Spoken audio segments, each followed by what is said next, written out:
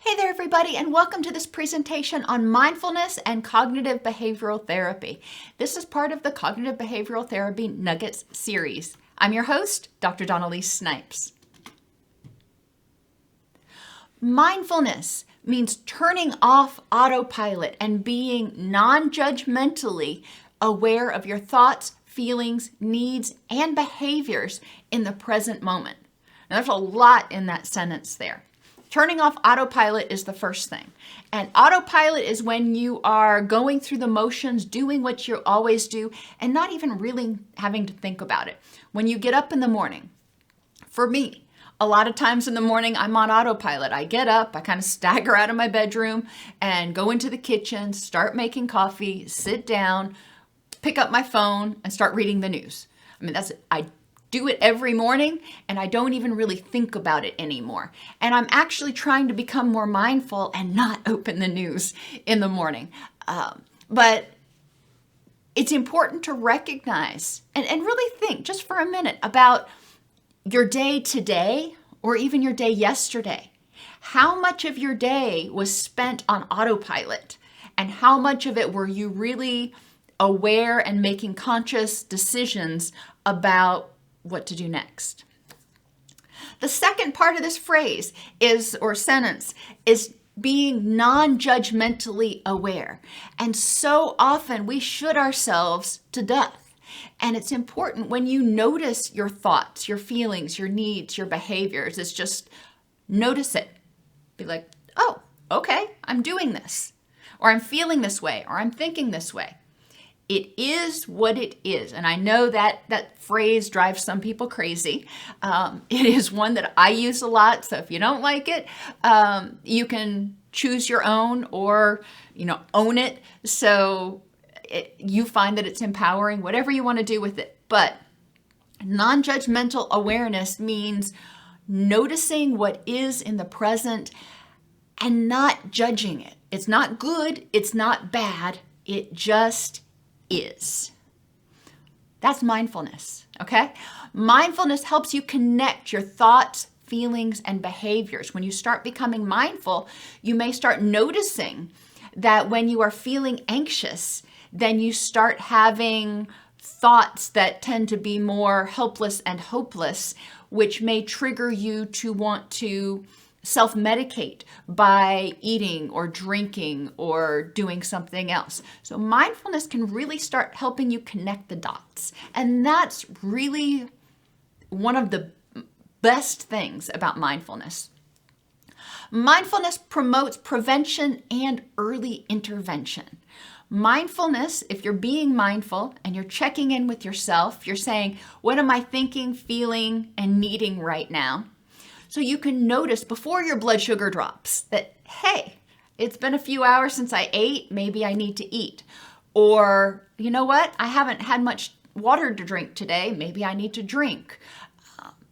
Or I've been sitting at the computer for an hour and a half and I haven't gotten up and moved around or stretched. Probably ought to do that before I start getting a kink in my neck or back or something. So mindfulness can help you be more aware of what you're doing to prevent problems, as well as be aware when your stress response is starting to kick off or you're starting to have pain or discomfort somewhere, so you can do something about it before it becomes a big problem. How much faster do you recover if you notice that you're not feeling so well, you're starting to feel a little run down, and you start taking care of yourself versus waiting until you have a fever of 104 and you're snotting all over the place? Then it may take longer to get better. And yes, I know most viruses run their course in 7 to 10 days. However, you can mitigate the intensity of the symptoms if you start taking good care of yourself and doing things to bolster your immune system.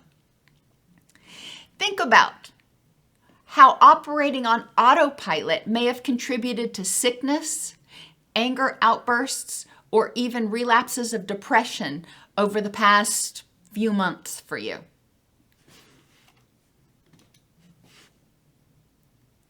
So how do you do it? Mindfulness is difficult and easy at the same time. It's difficult in that it requires some discipline to do. It is easy in that doing it is actually pretty straightforward. So start with being mindful as soon as you wake up, at each meal, and before you go to bed.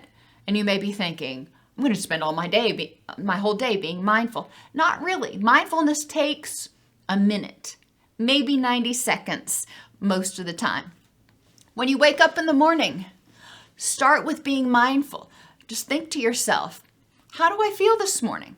Physically and emotionally. Generally, when we wake up, we have a pretty good idea whether we're optimistic and excited for the day, or we're waking up on the wrong side of the bed, or somewhere in between. So just lay there for a second, or even think about it when you're drinking your first cup of coffee. How do I feel physically and emotionally? Non-judgmental.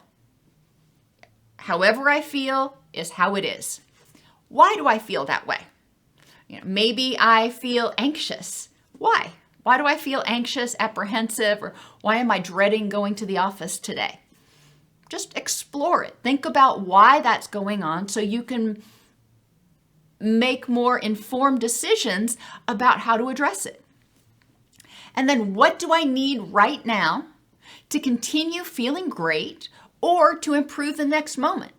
So if I wake up and I'm feeling great, I'm feeling energized, I'm feeling happy, I'm excited to go to the office, well, that's wonderful. What do I need to do to keep that momentum going? What's the next step forward? If I'm feeling tired and dreading going to the office, then I need to explore, why do I feel that way? And what do I need to do? What is the next thing I can do to improve the next moment, to help me lean into that distress so I can get through it?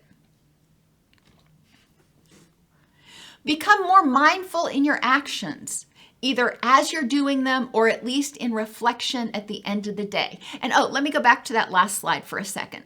For your morning and evening mindfulness and at your meal times, you can download apps, like they use for reminding you to take your medication, or set up push notifications in your calendar to remind you to do it, at least for a month, if not 3 months. Having those push notifications coming in can help you create that habit. Okay, so you're doing your mindfulness when you wake up and before each meal and at the end of the day. Great. Now once you get the hang of that, it's important to start trying to become more mindful in your actions, either as you're doing them or in reflection at the end of the day, by asking yourself, is doing this an effective use of my energy to help me move toward the things and people that are important in my life? Or is this what a happy, healthy, successful person would do? So some examples. Getting sucked into video games.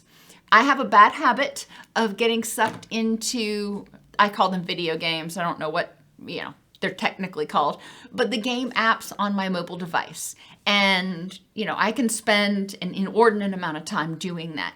Becoming mindful of my actions, asking myself before I even open it, is this an effective use of my energy to help me move toward the things and people that are important in my life?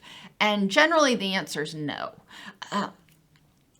If I want to play for a little while to help me relax, what can I do? How can I mindfully do that? And that may mean setting a timer for 30 minutes so I can engage with the game for 30 minutes, but then I will get off. So it's helping me relax, but it's not sucking up hours and hours out of my day. Dwelling on resentment. Oh my gosh, that takes a lot of energy. Holding on to anger. Remember, anger and anxiety, that's part of the fight or flight response. It's part of your stress response. It's there to tell you that there might be a problem and to give you energy to check it out. And if there is a problem, give you more energy to deal with it. Anger and anxiety are not meant to be nurtured. They are not things that we want to hold on to. So dwelling on resentments is almost never a effective use of our energy. So when you recognize that you're doing that, remember asking yourself, what can I do to improve the next moment? If I notice that I'm dwelling on anger or resentments, I know that it's not an effective use of my energy. So what can I do to improve the next moment? Eating unhealthfully. It's another one. Mindful awareness of what I'm doing. Does that mean I eat healthfully all the time? Oh, heck no. I love food, and I love junk food as well as healthy food. Having a snack, being mindful of what I'm doing. If I want, right now, ginger snaps, being mindful of what I'm eating, not just sitting down with a box and eating it while I'm watching TV, but being mindful of what I'm eating and recognizing how it fits in to my goals in life. How does that fit into my vision of being a happy, healthy, successful person? Healthy people have snacks and occasionally have treats as well. So healthy people don't bar themselves most of the time from, junk food, but healthy people are wise about it and they eat mindfully and pay attention to what they're doing. An ounce of prevention is worth a pound of cure. And mindfulness can give you that ounce of prevention. It can make you aware of what you need so that you don't end up having problems.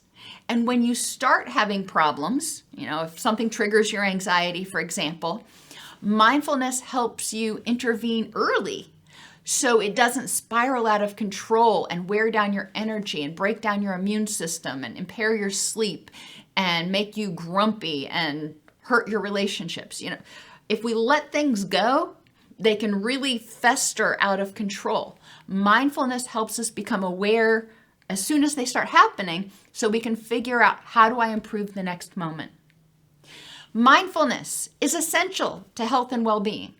It just is. If you live on autopilot, you are probably going to miss big things that will end up festering and spiraling out of control. So being mindful is essential. Basic mindfulness is not meditation. All mindfulness is becoming your own consistently empathetic and responsive best friend. You are becoming your own BFF, checking in with yourself a few times a day and going, how you doing? What can I do to help you out? And when you start becoming aware of your actions, as your own best friend, you're checking in going, is this really the best way to use your energy? So mindfulness can be a very practical, useful tool to help you begin your journey towards health and happiness.